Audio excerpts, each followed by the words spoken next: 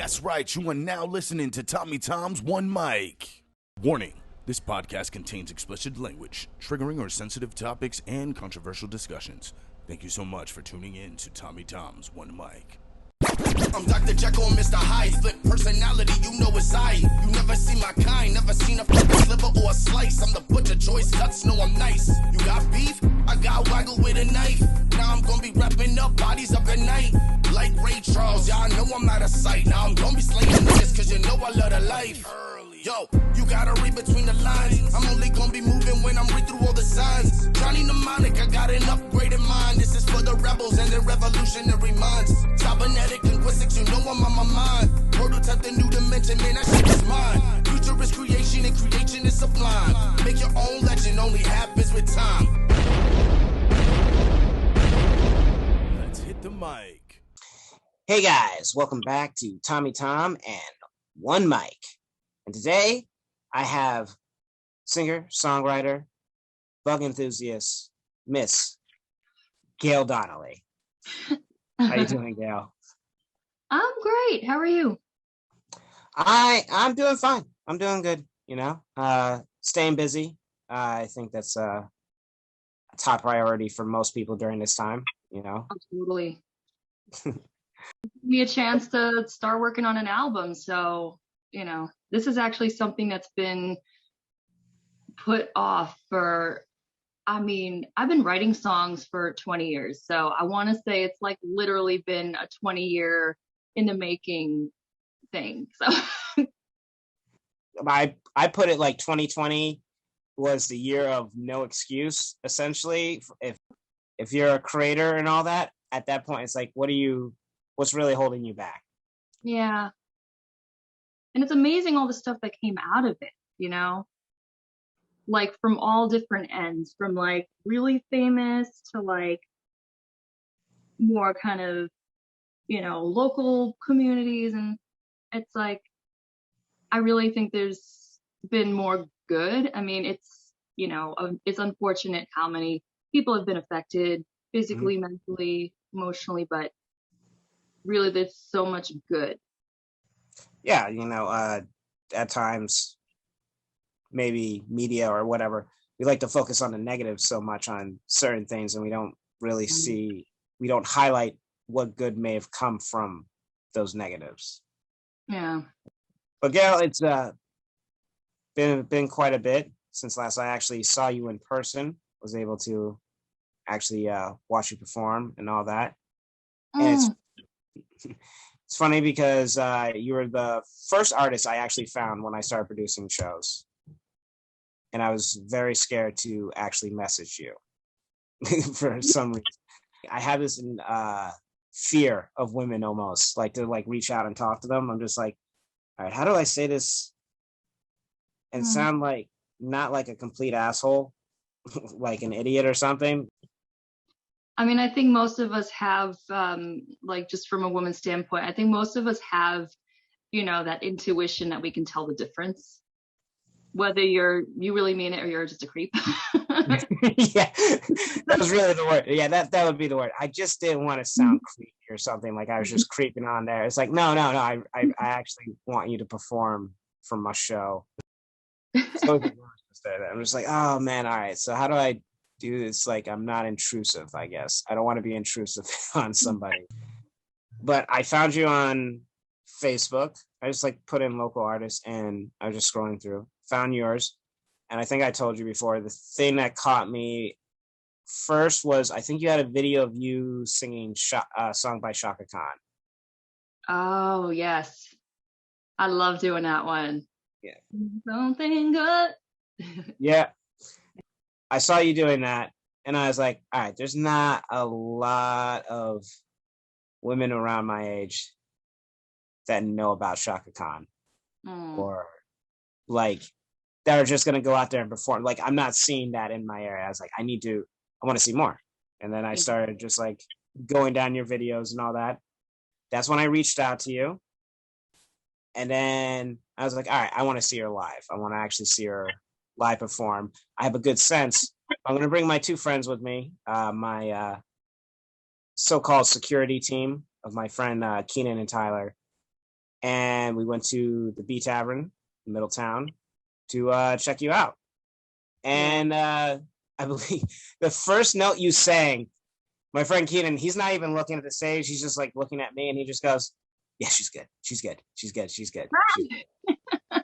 That's awesome. And it's so funny too, because like maybe like a minute before that, he's like bragging. He's like, "Yeah, you know, I got a musical ear. I can tell what's good," or doing some bravado, talking about music and whatnot. And then second you hit your first note, he's just like, "Yeah, she's good. She's good. She's good." And you've actually, I guess you can say, a fan favorite from my showcases and whatnot, because there are people that see you out and about, much like Antique, that they'll message me or something and be like, "Hey, I think I saw Gayle, that girl Gayle that sang at your show." Popular spot, the Copper Barn, I think, in Middletown. You actually, funny story. Pre-pandemic, like just a few months before, I heard about that place, and I was so ready to try to book there, and then the pandemic, everything locked down. So there were a lot of places like that, unfortunately. But yeah, I might have like seen somebody there, like seen them play. I don't know if they like came up to you or whatnot, but they'll be like, "Oh, yeah, I saw that singer," or something, or they would go to like some other, like in New Paltz or something, and then they would see you playing out there. I'm just wondering what got you, because you said you've been writing and singing for 20 years. This is like the build up now to you actually releasing your first, I guess it would be your first like full length album.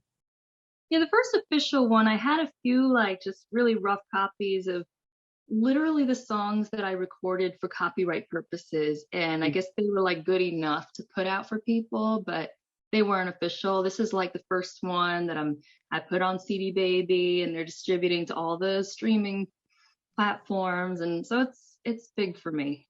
And yeah. So what got you into music? Like, I guess this love for it, because clearly if you've been writing and all that for so long, there has to be like that kind of like special connection, I guess, you have with it.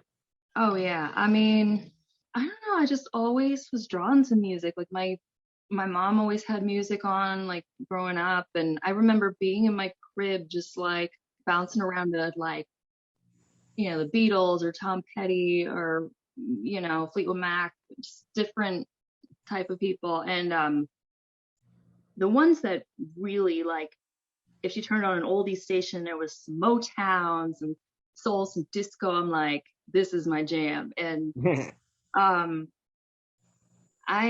had an upright piano. I sort of taught myself around like 4 or 5, just started hanging around, and I started writing songs when I was 12, and it got me through a lot, honestly. I didn't really have a lot of friends growing up, so music, I always say, was my best friend. I can get that. Writing was big for me and all that. I had a base in music because my mom was a piano teacher. So she taught like most of the kids in town piano or whatnot. So they'd be over at my house learning to play. And of course, I had to learn too. So I learned how to read and write music and all that.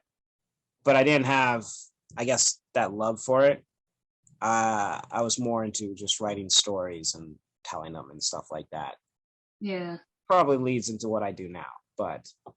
Yeah, that's cool. I mean, it comes in all different forms.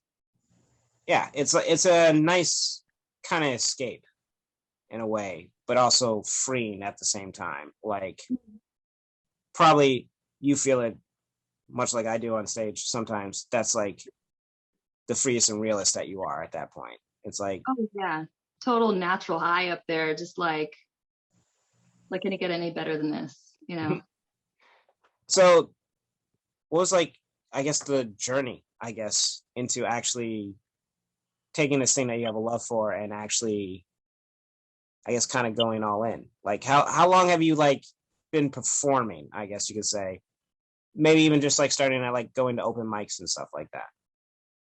Okay, so I made writing songs when I was 12, but I had a few like copyrighted when I was about 16, like maybe 5 of them. And it's funny because my mom and I were just discussing this the other day, how she remembers like driving around in her 94 Mazda Protege, listening to my 5 songs on her cassette tape.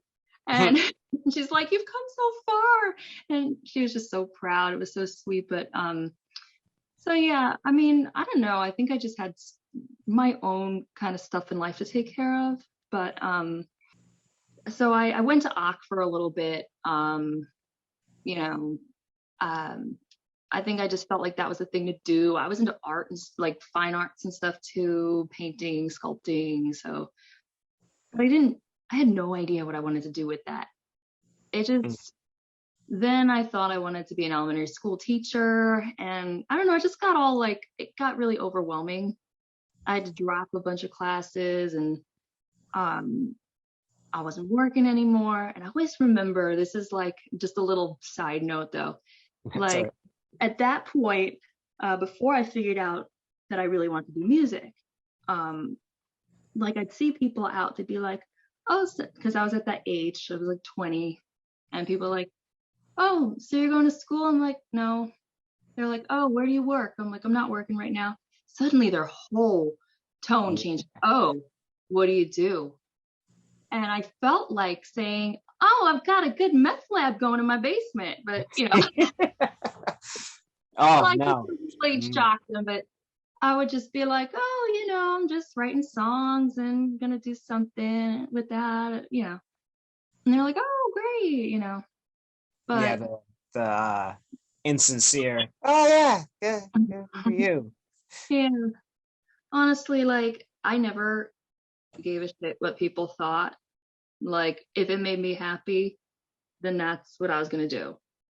So both my parents were really supportive, and they're like, you know what, you've got this time off from school and work, just follow your passion. So then I started going to open mics, and it, you know, one thing led to another. Here I am.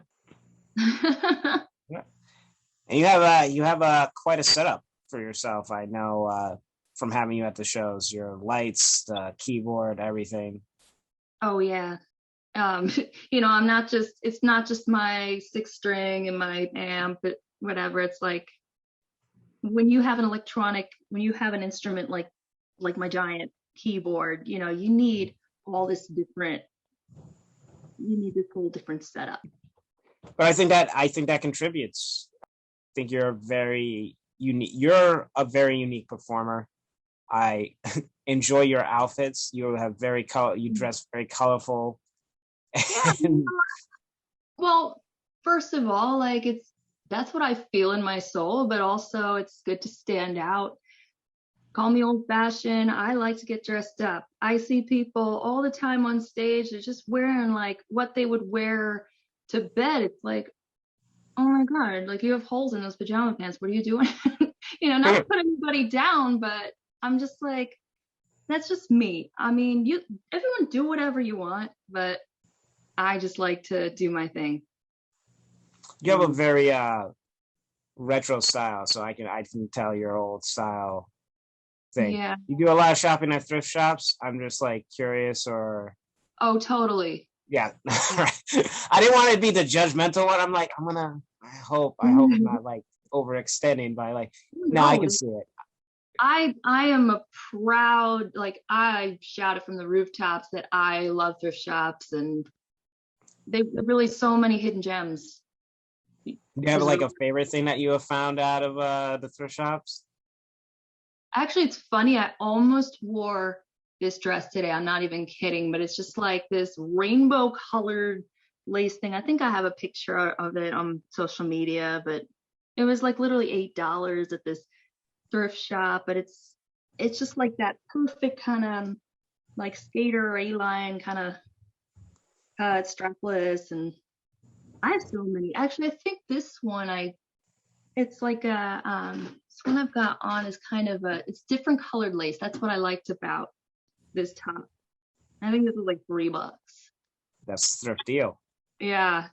I mean, you could get like designer names and shit. Like, I don't care about that stuff, but if it's a good quality, like something that was once $100, $200, and it's now $5, I mean, hey, you can't go wrong. There's more story with that too. I think sometimes when you like get it or something, it's like I don't know. Like you can buy all new stuff, but sometimes if you just find that like random thing or something that isn't seen Mm, every. it kind of feels more one of a kind. Mhm. It's not as common. It's like, no, I don't want to be. I don't want to look like everybody else. Have your own kind of Yeah. zone, I guess you can work in. Yeah. I was the same way growing up. Like I was the kid that had like a neon, like a brightly colored top and like leopard print jeans, and kids made fun of me, but I was like, you know what? This is it, like I'm feeling it, man. You're born in the wrong time. You would have been the cool one. Like nowadays, and all that. Always see this stuff. It's like, yeah, like I sat back and kept to myself most of the time in high school too. It was just like I did my own things, and then like people found out that I wrote and I got a book published, and that's when like people started giving me notice. Like my senior year, it's like, oh, you got a book published. It's like, oh shit. One of those, the insincere. Hello, we're friends now. It's like, no, we're not. Nope. No, let's not play this game. Yeah. Do you have like a favorite performance that you've like done or something? Oh man. Offhand, I can't think of one. I mean, they're all, no two performances are the same, and they're all so cool in their own ways.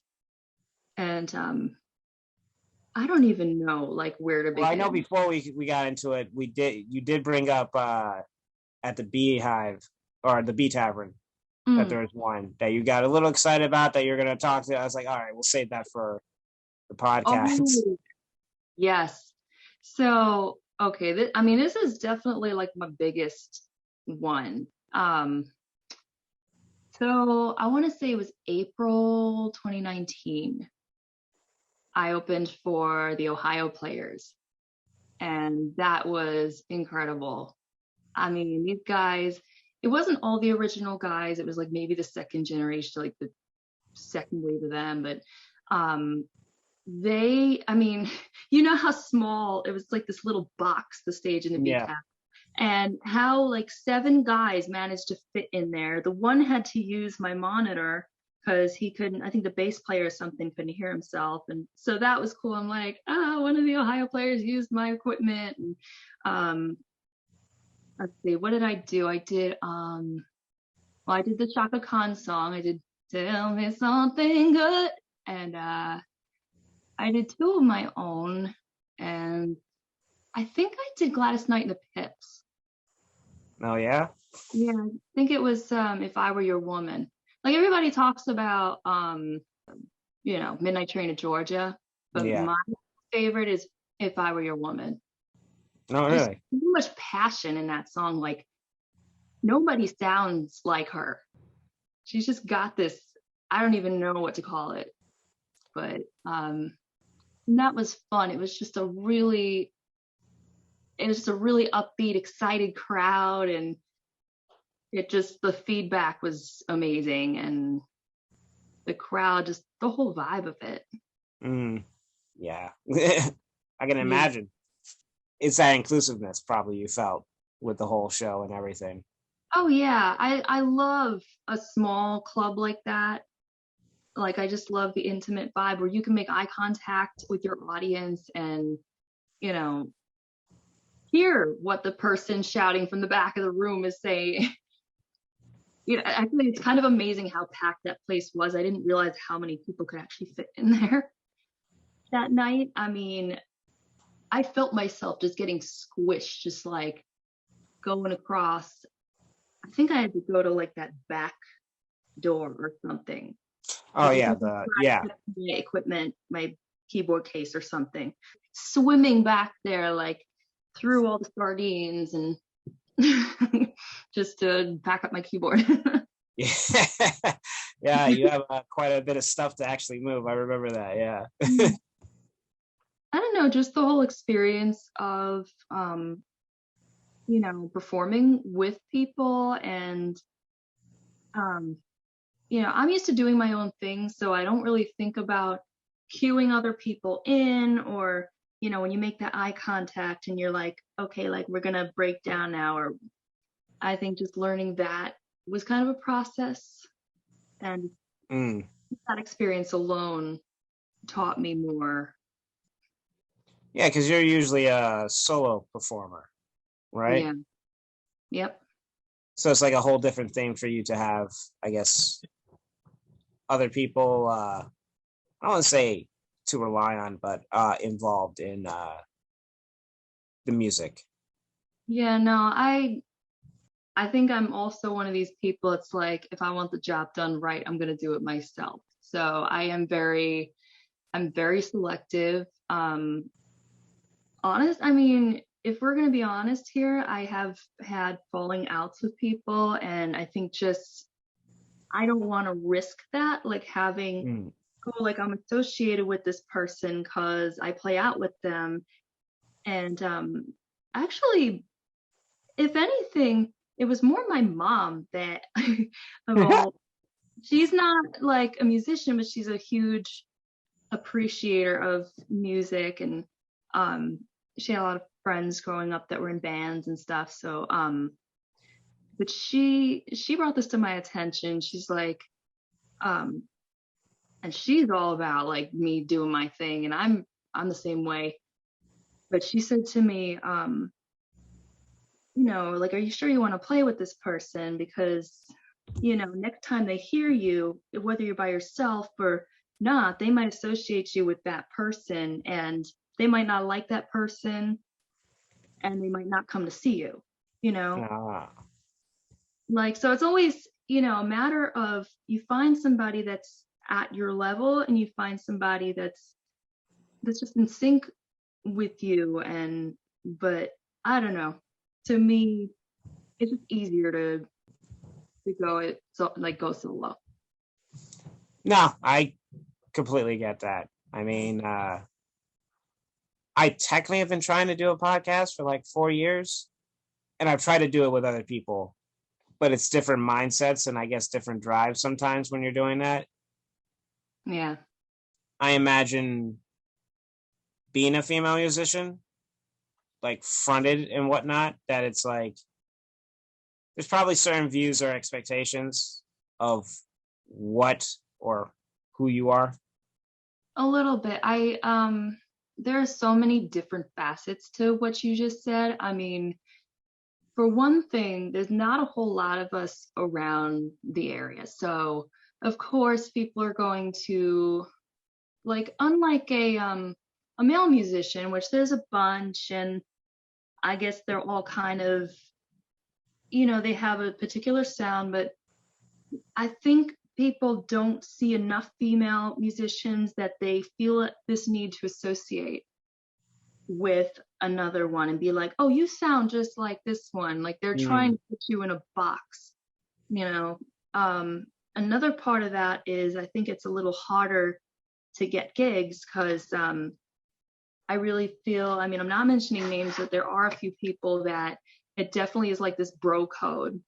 They only hire like their guy friends, and they don't think a girl is going to do, and what I do is very different because I know like there is a good amount, again, like I know I don't mean to put anybody down at all, but like there's a certain sound, the acoustic guitar and certain kind of sleepiness, but I'm more lively. I mean, people know that if they've seen me, and they might not hire just because they assume a female musician is going to get all sappy and whatever. So, and then of course there's not being taken seriously, and oh, you're just there to look cute, and but let's get some eye candy for the stage, and then that'll be it. Then we'll have like somebody else who will draw a crowd or something, or we'll do something where it's not so much the focus on you as the performer. Yeah, but also I think I am at a point that okay, so somebody like a few years ago said to me, I went out to I went dancing with some friends, and there was this wedding band playing, and the lead singer, she had never heard me before, but I introduced myself, and I knew somebody in the band, so I went to say hi, and she's like, "Oh, so you play keyboard and you sing?" She basically said that I was a really hot commodity, that to be a solo female keyboardist and singer, is a really unique thing that people are looking for. So Female just sings. They don't do anything else. yeah. It's like, Then I do see, like, there will be a guy playing guitar and the girl's just sitting there singing a lot of the time. And like, that's cool. That has a certain vibe. And I look back at things like, okay, going back to the 70s, look at A Taste of Honey. Get on up on the floor, 'cause you're gonna fuck. So, those girls, I love that they played their own instruments while they sang, and that was so rare. Even now, it's rare. I always had a certain level of respect for female musicians. I think I realized, like, the first show you did, I was like, oh, and it wasn't even like planned. I was like, oh, it's just female musicians and fucking guy comics. That's how this all set up or whatnot. I don't know how this happened. But well, it's diverse, and that's cool. Something for everybody. So after the girls show their talents, then the guys, they'll just have their like 10-15 minutes of guy talk, and then we'll go back to the music. Being a solo female musician, there's that certain like stigma, I guess, and you do stand out not just for being able to play your own instruments along with performing. It's just a passion and attitude. You have this, like, tell there's like a quirky, fun side to you. But when you first meet, there's almost like this intimidation thing. There's a certain power to you when you first walk in, because it doesn't seem like, I don't know, you're stone-faced. So you're just like, okay, I'll go. And then you go up and perform and you let it all out. And it's always like smack in the face, like, oh shit, Gayle is not someone to fuck with.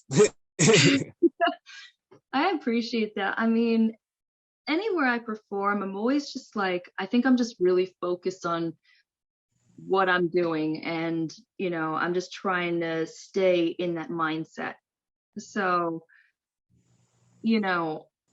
half of it is that, and then maybe half of it is also staying guarded, and I don't know. I think guard is a good call there. I know the first show you did, you brought your mom with you. Your mom came, your manager. Yeah, it's funny because I think she wanted to come with me just because it was one of my further gigs and it was my first time there. So, and she wants to come to like every single gig that she can. And I love that. Now that's great support. Yeah. I can tell she really loves and supports it and enjoys everything that you do, just from her excitement during it. Yeah. Making sure that I got you some water while you're performing. Yeah. She's got it all covered. So she does try and come to all like your shows and all that. Like, I guess it's safe to say your mom's probably your biggest fan. Yeah, definitely. And actually, during this whole pandemic, like I've been really actually relying on her for another ear for my album, because I would, I'm mixing all of this myself and recording and whatever. So I need that other ear because I'm hearing a certain thing, but she's like the only person that really knows my songs well enough. And even that, like, she's still learning some of the newer ones. And the only person I also felt comfortable with while COVID is a thing. So so we would actually sit. She has this great stereo system, and we just like turn that on in the living room, and she definitely has some good input. And it's not just like, oh, that's great, honey. You know, she'll actually be like, oh, you know, you could turn up this part here, or you could She's not just gonna yes ma'am you. Yeah, exactly. Like she's always given the feedback I need to hear. Well, that's good to have. Yeah. You can't have, like, some friends or whatnot, they'll always be like, oh yeah, that was you did a great job, you did all that. And I'm more willing to listen to people that are just like, I didn't really get this part, could you explain that? Or like, you want that constructive criticism, because you know it's not someone just be like, yo, you sucked, just like telling you like that. It's more so than just like, no, I know you can do better, this is what you should do, or something like that. True. Actually, another funny part is that so all right, one of the songs that's on my album coming out, man, this song is about 10 years old maybe. But so I had a friend who she was doing this outdoor music series like during the spring and fall, and so she went on like a local radio station. She's like, oh, do you have a song I could play, you know, because I'm going to showcase all the artists that play for the series. So I had literally, like I said before, like one of the copyright rough kind of copies of the song, and I did add some backup vocals and stuff to it. But it's weird because once the song played, the song ended, and the DJ was like, well, that ended abruptly. Oh, I remember thinking like, what a jerk. But the more I thought about it, I started to change. I'm like, because I would perform the song and I'm like, nobody's applauding, so they probably don't realize that that's the end of the song. So I had to do something. So I literally, like, I have a lot of the same feel that I have in the original recording, but it definitely has like a few changes like that, and the ending is definitely a definitive ending. Yeah, sometimes those harshest ones are sometimes the best ones you can get. I remember I did a showcase and had to call a booker the next day, and the first thing he said to me was like, yeah, you're too fucking wordy. And that was his exact words to me. I'm just like, ooh. And then he's like, yeah, I've been in comedy for 25 years. And I was only like a year into comedy. The little young, still in my 20 asshole was like, oh, fuck you, dude. I ain't never heard of you in 25 years, so why should I listen to you? But then I was like, but I stay calm and I just listen, and it's like, no, you have your points. There's parts I can cut and just make jokes tighter instead of trying to drag it out. So you take those things. You take your lumps to get better sometimes. Yeah. I mean, I don't discuss my dad much, but he passed away about 5 years ago, but almost 6 years ago, but excuse me. So he and I just really didn't have a great relationship. He was just very toxic, negative to be around, emotionally abusive, and I think a lot of that helped me grow stronger. I mean, like, he never had anything nice to say, and it was always, if it was anything about my music, it was, you know, you should get this kind of amp for your keyboard, or oh, I don't know about this song, like, you know, it's too light and airy, you're not expressive enough. And it's like, at the time, well, yeah, of course, when I feel like have my guard up and I'm not feeling super confident, of course the voice isn't going to come out. When you're uneasy, that uneasiness, sometimes you become shaky. Of course, it's like, yeah, I can imagine that would be tough. But yeah, we have reached a nice halfway point.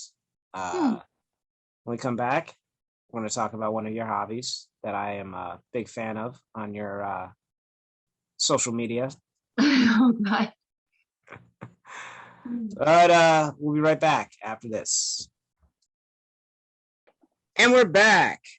Hey guys, hope you've been enjoying Gayle and my conversation so far. But I think it's time we get into the big thing. Gayle is an avid animal enthusiast, I guess you could say.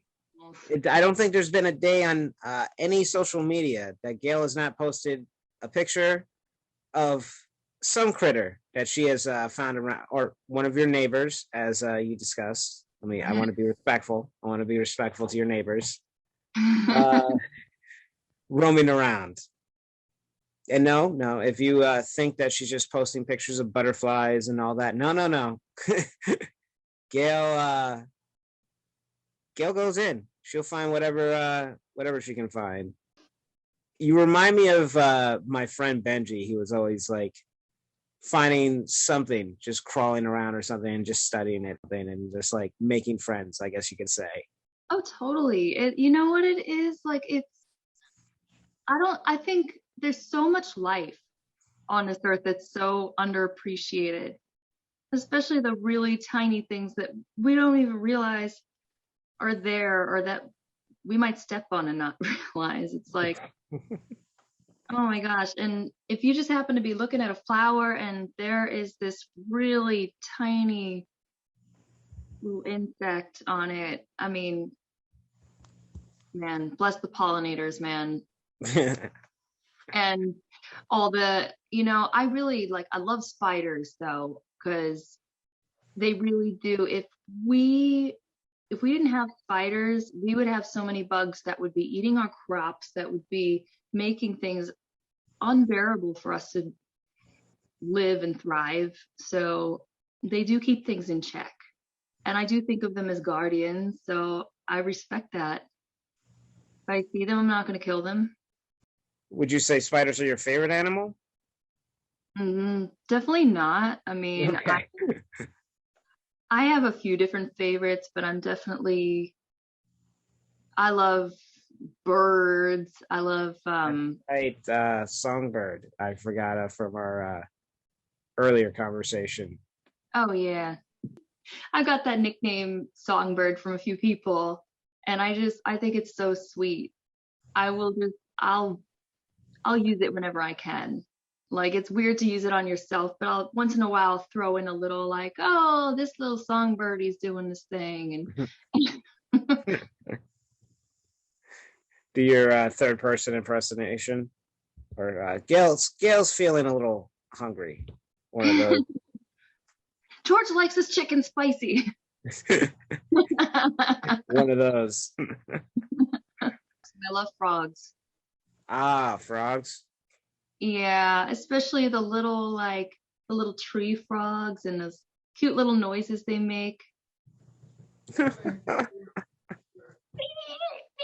Whatever they do, I can't even do it right now. You seem to find an assortment around where you live. Are you like in a, I guess, wooded area, not like in a town or something? Kind of. It's definitely a more, I guess it is kind of like Small I have town. people around where I live, but there's still a lot of wildlife. Like there must be woods like way back somewhere. Yeah, because the first house we lived in was in, I don't know if you've ever been to Whining Hills Park. It's out in Montgomery. It's like literally 5 minutes away from me. Oh, well, you know how you go into the back past the ranger station? Yes, I think so. And to go up to like the little lake that they have up there. And there's just like a house right there in the back, like before you make the turn to go up to the, well, that was my first house that I lived in. So we would always get like snakes or gophers and all that getting into the basement or something. Oh my God, don't remind me. I had my first snake in my basement last fall, and I was freaking out. I went downstairs to my laundry, and the only thing I had that was like a good distance away from it that I could scoop it up with was my laundry basket, but it kept slithering like through, you know how those through the hole. The holes in the laundry basket. I'm like, shit. It was just like a little garter snake, but it still kind of freaked me out. No, we had like one was definitely like, let's see, I was like 4 years old. It was probably as big as me, Oh or my God. bigger. And I remember and the thing is, the basement was like my playroom. Like I had my room, and then it was like a little like kind of theater, and I was going down there, and I see the snake right at the bottom of the stairs, and I just stop, and I go up. My dad's in the bathroom. I'm knocking on the door. I was like, "Hey, Pops, there's a snake downstairs," and all of a sudden, my mom comes running in from the outside, from the front door, because the way it works, you go downstairs, there's the playroom, and there's a door that went into the garage where there was the laundry. So my mom opened the door and saw the snake right there, Shit. screamed, ran, closed the door, and ran back up. So my dad had to get out of the bathroom, pick up the snake, and then he just threw it out towards like the cars and shit. That was like a reoccurring thing. We would get snakes in the basement, and we would see there was like I want to say we called a beaver that we called Chewy, that we'd always see kind of running in the backyard and all that, because it was like a huge backyard and all that, and we had access to the whole park. Lived there the first 4 years of my life. That's cool. But my mom wanted us to have neighbors and all that. She wanted me to actually grow up with neighbors and stuff. So then we moved to Wardsboro, which is good and all that. But I still, I have dreams of going back to that like log cabin life, I guess you could say, where it's like, well, I can separate from society for a little bit, and then if I want to go back and join, I can do that. But at my escape. Did you ever like go to any kind of cabin in the summertime, like just spent like a weekend there or anything? Not after we moved out. We did something like that when we went out to Salt Lake, where my mom's aunt is. Oh, okay. All that. Other than that, like maybe we do some camping up at Lake George. But like in town, that's what a lot of us kids would do. We just get some tents, go out into the woods and camp, set up fire and stuff like that. That's cool. You know, it started with like camping in the yard or something, and then as you got older and you got more mature and your parents gave you a little more freedom, so you build it up. Nice. Are you a camper? I only went camping once, and I always liked the idea of it, but I much prefer to stay in like a, like a cabin or some kind of room.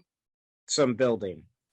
Yeah, some sort of building, because especially when you do a camping trip, it's like you never know. Like there could be that unexpected, just torrential downpour, and it's never any fun. And you don't know, there could be an underground, hornet nest or something where you're building. And so I guess it's like a lot to think of these things. So of course I'm going to think of things like that.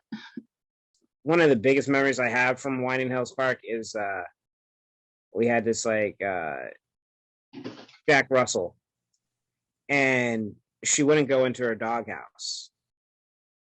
She was just like staying out there, kind of barking at it, wouldn't go in there. So my dad goes over, and me and my cousin Heather were like standing in front of it, but like at a distance or something. He kicks it. A whole swarm of bees just comes flying out. Oh, shit.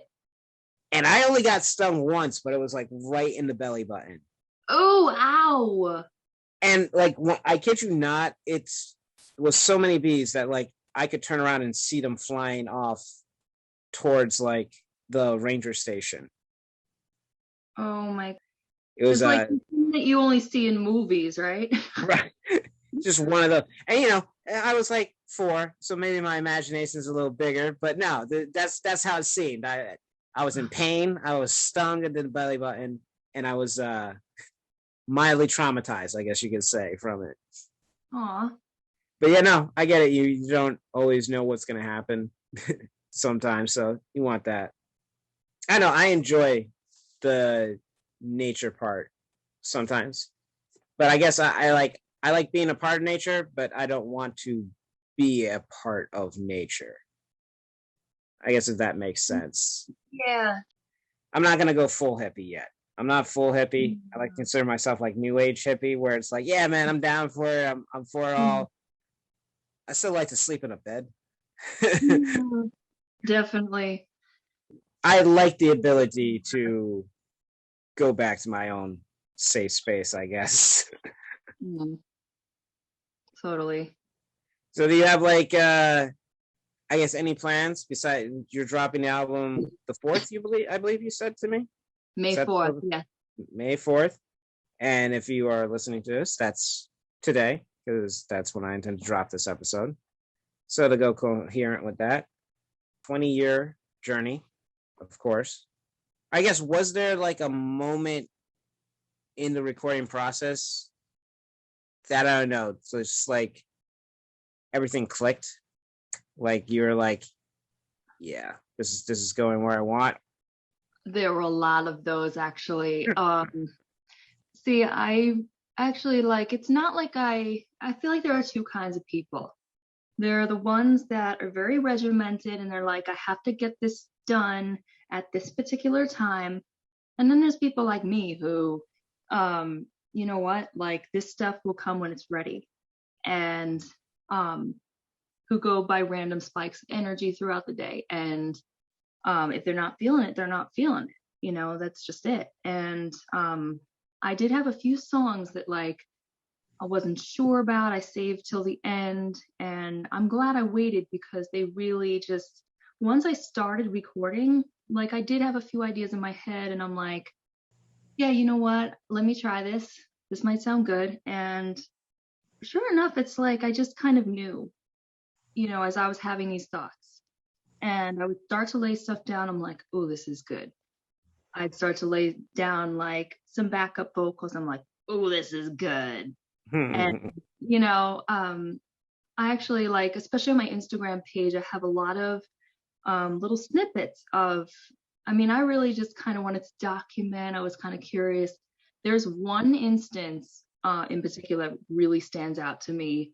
I have this song called Save Me, and it's kind of, I don't want to give too much away, but I did kind of have like a near-death experience, but it's a song that could be about that. It could be about toxic relationships. It can be interpreted any way you wish. And I had this sort of backup vocal in mind, and I was trying it, but it didn't exactly go. And I just happened to be running my camera, my video at the time. And I'm like, it just hit me.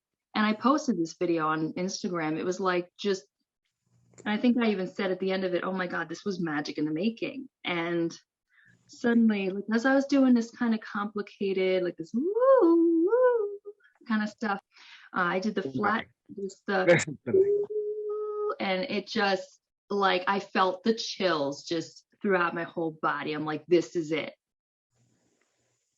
So.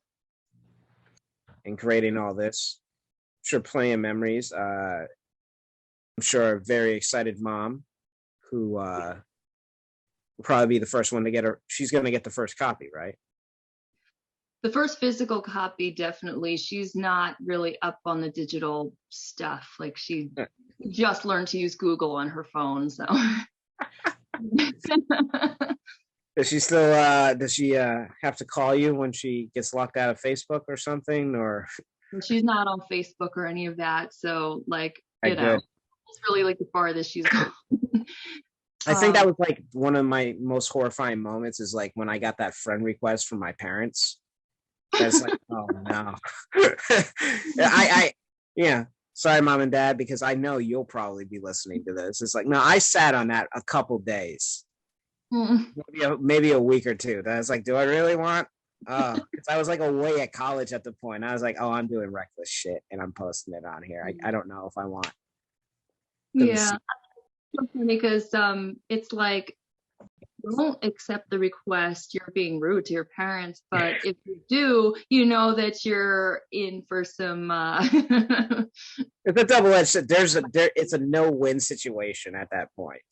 Yeah, I mean, I think back then, like, you're 32 as well, right?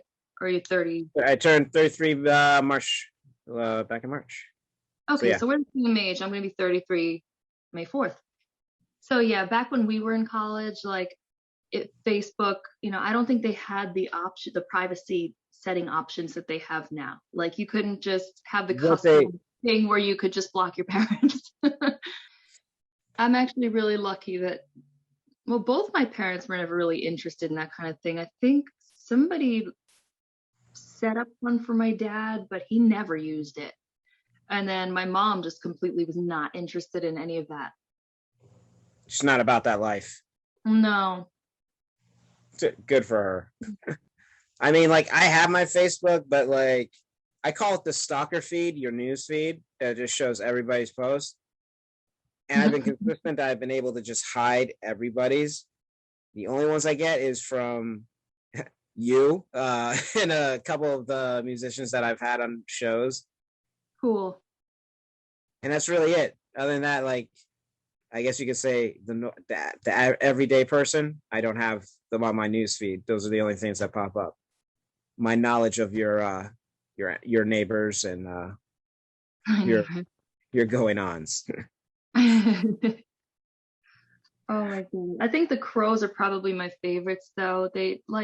Crows are so intelligent. It's really amazing. They can recognize faces. They have so many different languages or different vocabulary, like you always think of just a crow like ah, ah, or whatever.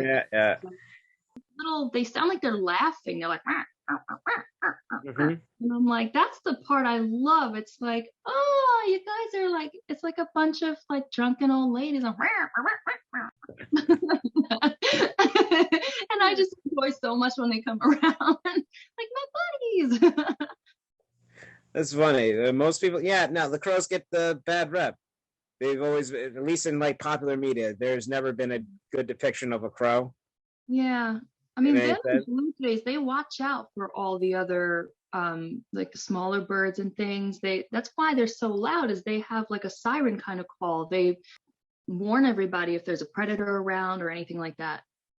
Huh. So they're good guys. Justice for crows. Yeah. If you weren't doing music, would you consider doing anything with like animals or anything like that? Like park ranger Gayle Donnelly? Honestly, I probably would do something, or even like, I like the idea of like a wildlife sanctuary or like a zoo or something where they are kind of more contained and you get to know them. No, so we won't see Tiger King Gayle Donnelly then? That's off the table? I mean, I don't know. I never thought of anything but music, except for, early on, just because I thought I had to do like something, Yeah, you had a total line, I guess, of normalcy. I guess the real job, Yeah. What do you do again? You go on stage and you sing? Mm-hmm. You can't make money doing that. Well, that's why there's so much more involved in that now. It's like putting out the albums, and I do have a lot of friends that teach, like they'll teach guitar, teach piano, stuff like that, and all kinds of other, If you want to do something, you'll find a way. That's always the case. Like, if you're truly passionate about doing something and you want that to be a part of your life, you're gonna make it happen. Totally. And like I've said to a lot of the people that I've interviewed on here, it is commendable that you've been able to, and that you've maintained staying somewhat busy during this, and not letting the narrative of 2020 be the thing that, I guess, runs your life, and that you can just sit back and it's over. I don't have to care. I don't have to do anything. Well, actually, the weird thing, it's I mean, everybody has their own like trauma and their own stuff they're going through, but like So for me, I mean, I had kind of a rough patch like just a few months prior to lockdown. So I was already going through my own thing. So I was kind of grateful for lockdown because it did give me time to sit with my emotions and really focus on myself and, just heal and whatever I needed to do. That regroup and refocus kind of time. Yeah, absolutely. And creating my album was one of them.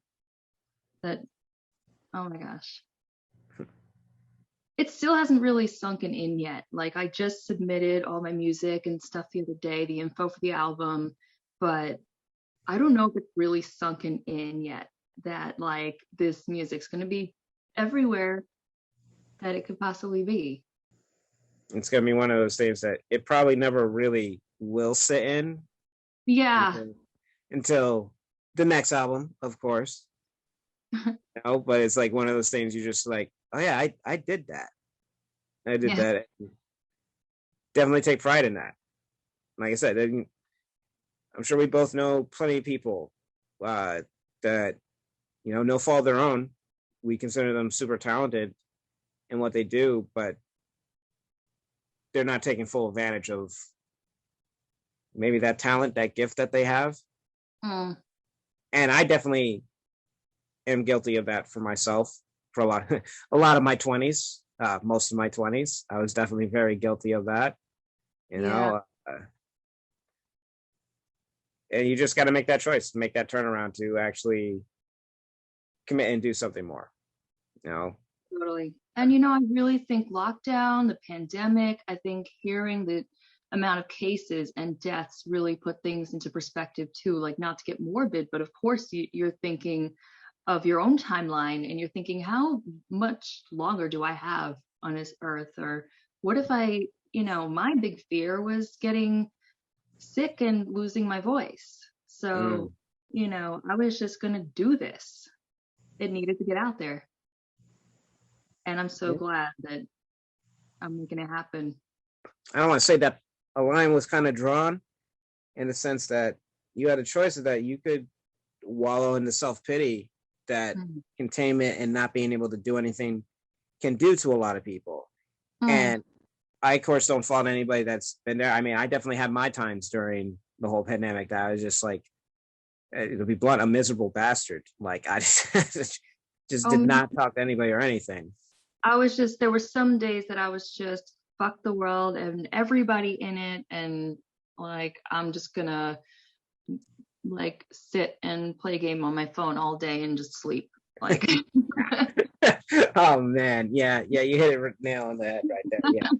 That was it. It's like, this is it. I just got into this. I'll just be in my OCD pattern for every day. And it's like, all right, I'm gonna go here. I gotta reach this certain level in the game before I go to work. And I'm home.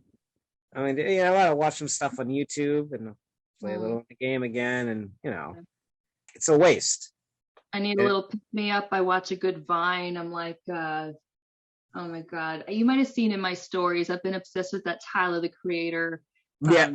So you just bring me a birthday gift on my birthday to my birthday party with a birthday gift on my birthday.